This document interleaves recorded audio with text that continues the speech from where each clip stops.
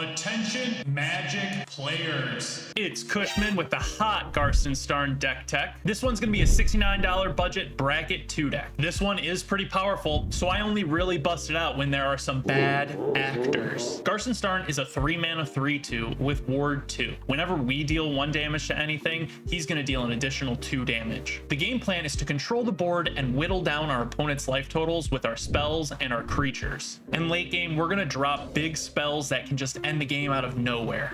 So we're going to take a look at the deck list, talk about some of the card interactions, and then potential upgrades that you can make in case you want to make this deck even more powerful. It's time to duel.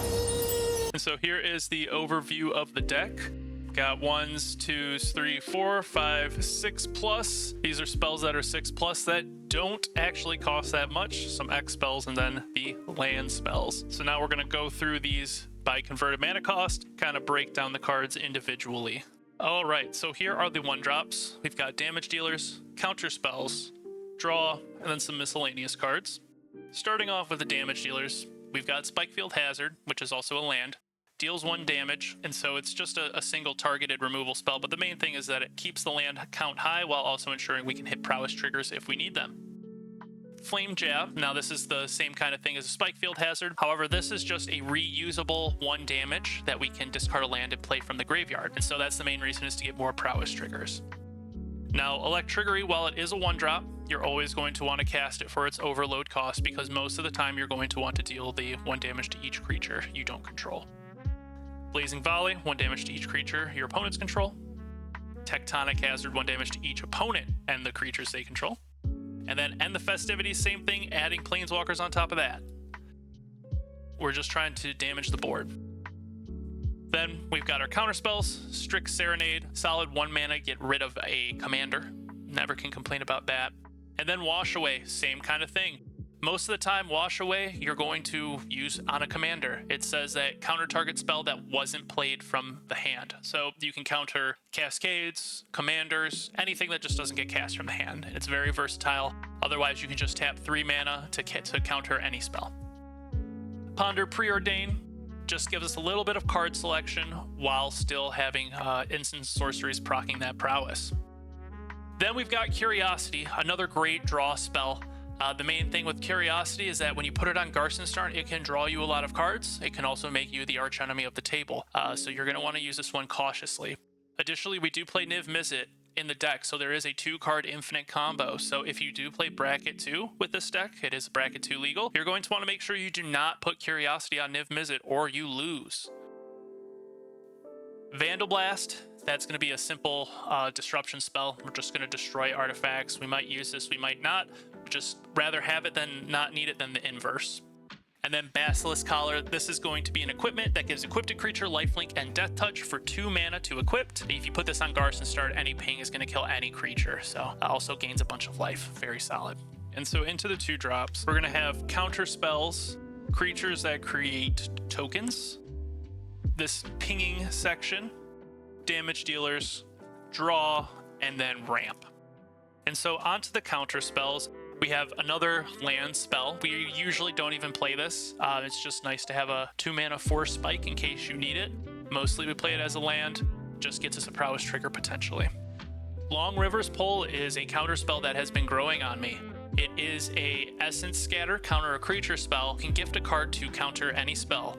I've been finding this card as a group hug counter spell. Counter the big bad player's big spell and make a friend on the way. I have come to like this card a decent amount. And then good old counter spell. Oh, and we got a negate. Always got to have non-creature hate. Not a bad one. On to the token creators. We have Third Path Iconoclast, prowess triggering into making a 1/1 artifact soldier, and Young Pyromancer triggering off instants and sorceries to make elementals. These 1/1s actually hit as a 3/1 if you have Ghyrson Starn out, so these tokens are not bad. Here are the creature pingers. These are going to be prowess triggers, basically. And so starting off, we've got the Thermal Alchemist. Instant or sorcery causes it to untap, tap it to deal a damage to each opponent. Coruscation Mage. This one is going to be your standard prowess, deal a damage to each opponent. However, you can offspring it. Pretty cute. Have yet to do the offspring. Kessig Flame Breather is just the previous card, just on a stick by itself as a 1/3. Pretty good. Firebrand Archer, the weaker out of them, still prowess, trigger 1 damage to each opponent. And Scalding Viper is a peculiar card. It's both a bounce spell, and then anytime a creature casts a spell with mana value 3 or less, it deals 1 damage to that player. So you will hit yourself potentially with this Scalding Viper sometimes. However, the flexibility is pretty good on that card. Moving to the Razorfin Hunter, good old 2 mana tap to deal a damage to something. A couple of these pingers are pretty good in this deck. We only have this one, 2-drop 1. And then the Razorkin Needlehead, solid pinger, punishes draws, pretty good. Can become a target really quickly. And now these are some of the best pings that you have in the deck. Goblin Bombardment, sack a creature to deal damage. You can sack your tokens if you need to after you attack with them. You can sacrifice in response to a board sweep. Goblin Bombardment can really paint you as a target even if you don't have a lot going on. It is a very powerful card. Normally, I only want to play this if I'm about to go off with it. And then we have Impact Tremors, same kind of vein. It's one of those cards that draws a lot of ire from the table because you could just win the game randomly out of nowhere just by playing 10 creatures. That's 30 damage with Ghyrson Starn, and that's very possible. So these cards you definitely want to play only when you're about to go off or getting close or there's a bigger threat. We've got Expressive Iteration, solid draw spell. Just lets you look at the top 3, put 1 in hand, 1 in exile, and 1 at the bottom. Very good.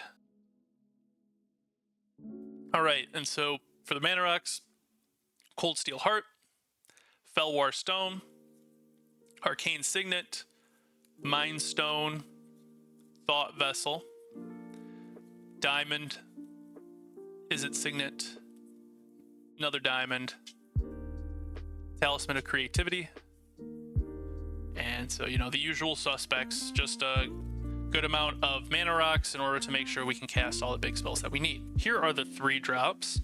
We've got our damage dealers, a little bit of draw, some disruption, and then a lone piece of ramp over at the end.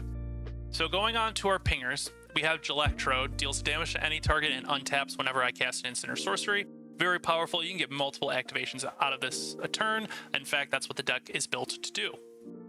Izzet Static Caster, I'm not 100% sold on. I've just been trying this card out recently, but the flash and haste and dealing damage to target creature and each other creature that shares the same name is pretty powerful. You can hit tokens, similar commander decks. Like I said, I'm not sold on it yet, but I've liked what I've seen so far. Finally, Cunning Spark Mage, good old 3 for an 0/1 haste, deal damage to any target, just a solid pinger. Moving on to the draw, we've got some lands that are also instants. So the Saloon Division lets you look at the top 6, get an instant or sorcery and put it into your hand. Also taps for an island. And then Rush of Inspiration, draw 2, discard a card at random unless you pay 2 energy. I am not the biggest fan of this card because you don't really get the energy in this deck to pay for it. So most of the time, if you do have to cast this, you are going to discard a card at random. However, it is a land that is also an instant, so we'll play it. And here is Tandem Lookout. Just another curiosity on a stick. Very good with cards like Ghyrson Starn or Niv Mizzet. Again, you probably do not want to pair this with Niv Mizzet, as your table is probably going to tell you to go find a different bracket.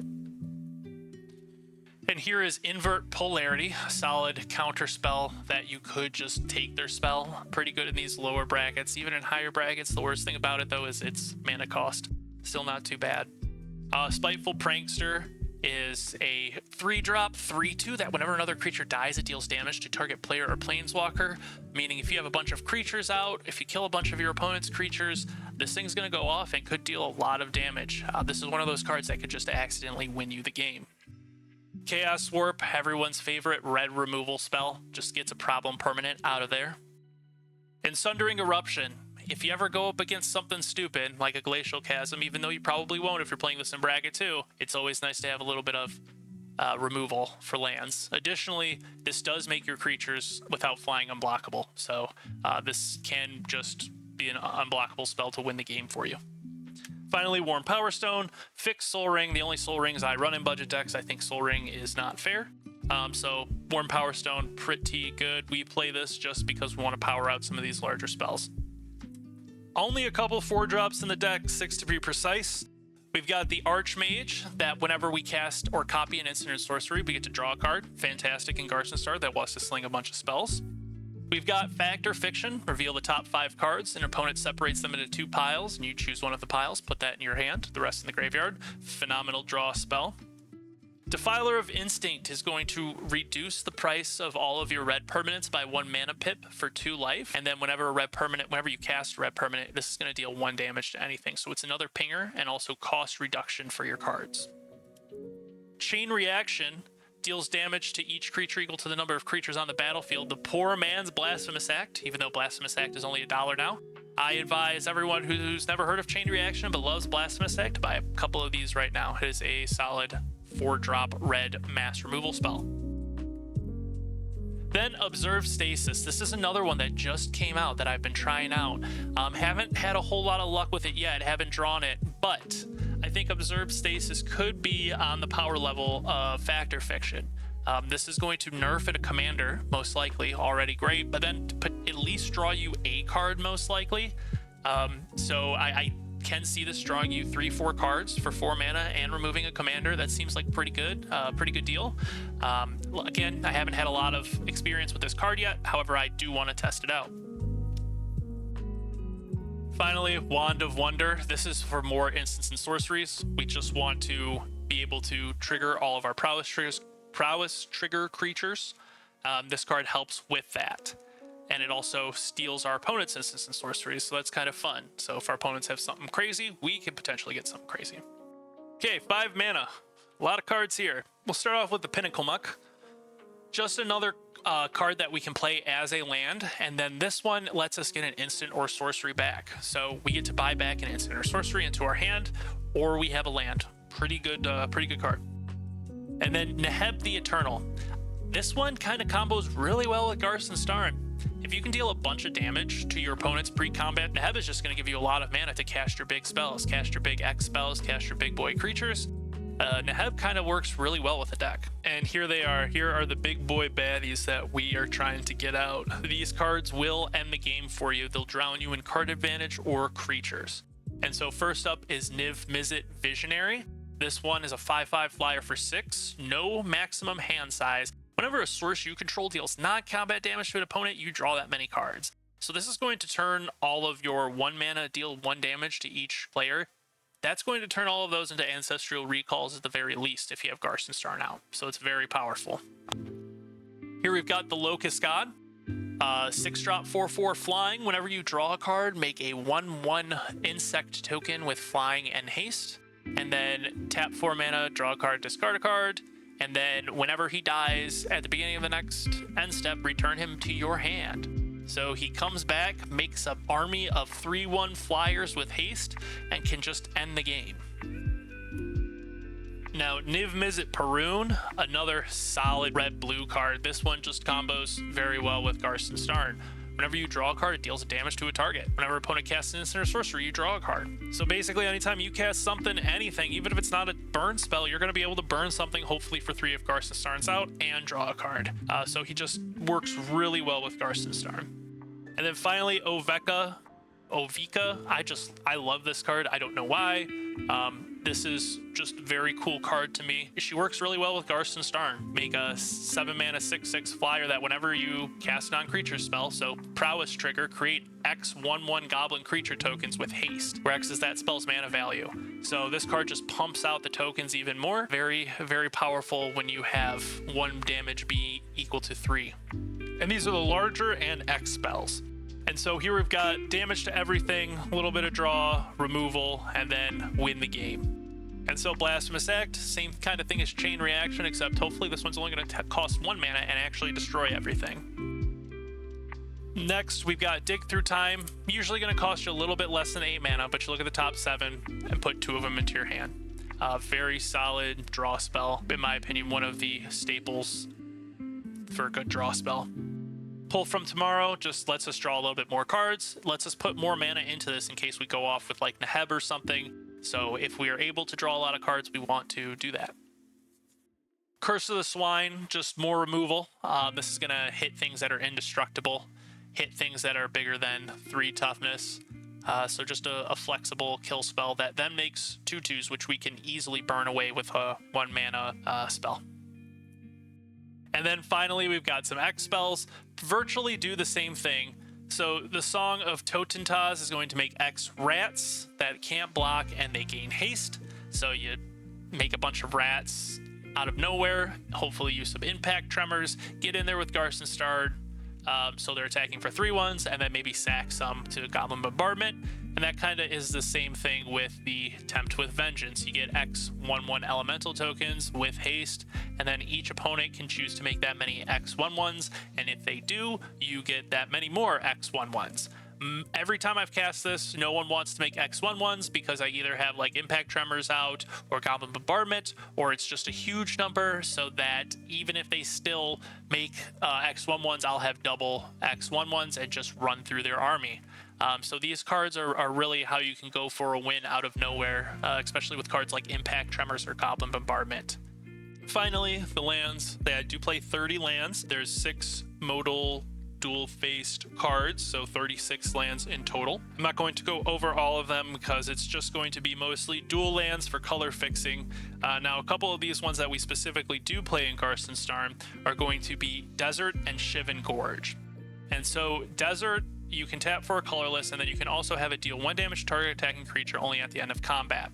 And so this is basically bolt a creature that's already dealt damage, can destroy things.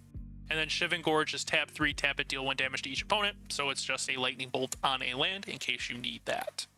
Cure Keep is another one. It lets you tap 2 mana to make a 0/1 kobold.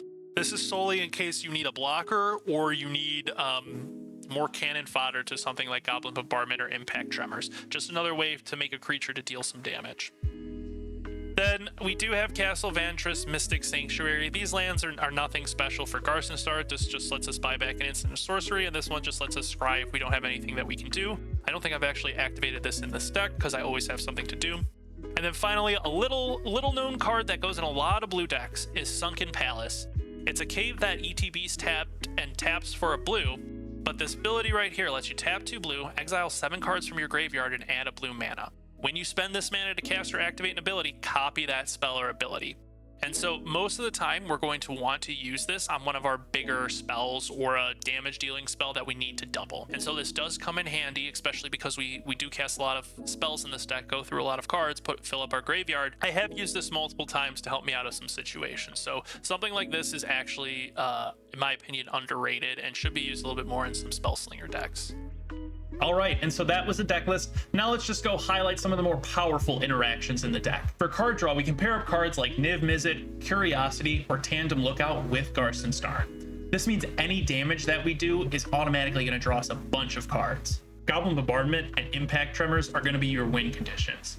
They pair very well with cards like the Locust God, Ovika, Tempt with Vengeance, and Song of Totentaz. Now for some upgrades. And so obvious includes our powerful game changers, better counterspells, and more expensive mana rocks. But cards more specifically for Ghyrson Starn are going to be cards like Exalted Flamer. This one's going to ping and buy back your instants and sorceries. We've got Bergie. She's just going to make all of your instants and sorceries add an additional red. Urabrask, another pinger, adds mana, and then has a whole backside. Cards like Vile Duplication and Spark Double. These ones are going to double all of your Ghyrson Starn triggers. Ophidian Eye is another combo piece with Niv Mizzet or a great draw spell on Ghyrson Starn. Vivi is an amazing pinger that also is going to give you access to a lot of mana. Finally, Goblin Sharpshooter, one of the best cards that you could have in Ghyrson Starn. This card will literally just mow down the whole board. He is a weapon of mass destruction.